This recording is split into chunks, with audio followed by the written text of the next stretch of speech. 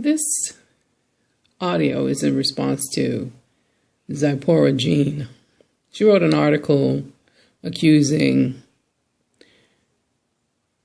diaspora blacks of appropriating African cultural styles and tribal marks.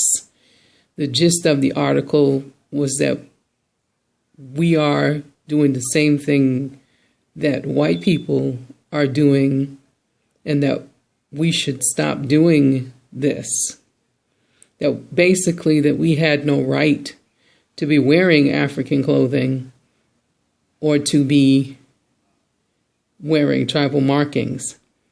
What people like Zipporah don't understand is it's a creative response and reaction to being a descendant of those who were enslaved from Africa, being ripped from Africa, a whole continental approach to African culture as opposed to regional African culture, because you could have come from a variety of parts from Africa. Therefore, as diaspora blacks, we have a right to have a global approach, a continental approach to African culture, because we are parts of a whole and not specific to a tribe.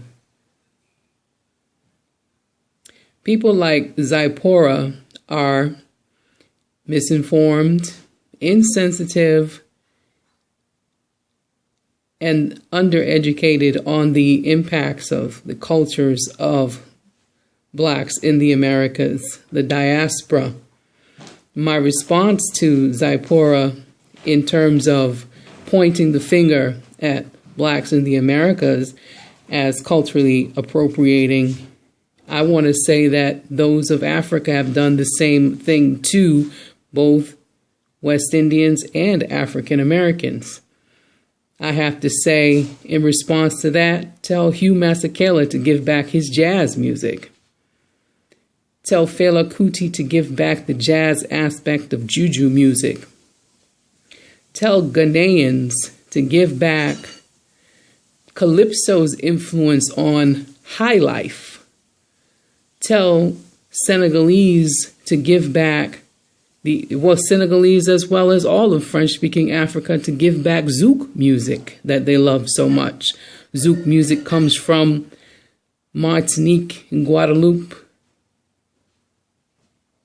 Have to say, tell Akon to give back his reggae and his rap music that has made him millions, for which he is going to use solar power in Africa to help many get energy in Africa.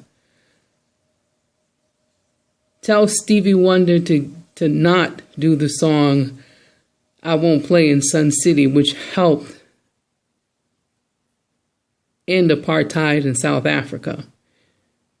For as much as Alpha Blondy does reggae music, for as much as Lucky Dube does reggae music, these are as well appropriations of culture of African Americans and African West Indians. So, Ms. Zipporah, it goes both ways. If you feel that we have no right, then you also have no right. Because just as much as you feel that that belongs only to Africans, then the music that's influenced Africans from the diaspora then should only belong to those of us in the diaspora as well. It isn't often, observed and noted that African Americans and African West Indians have actually influenced Africa as well. But we have.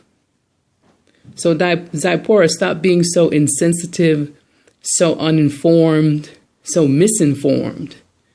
Open your eyes and take a look at the whole diaspora and realize that we've also had our cultures appropriated by peoples of Africa.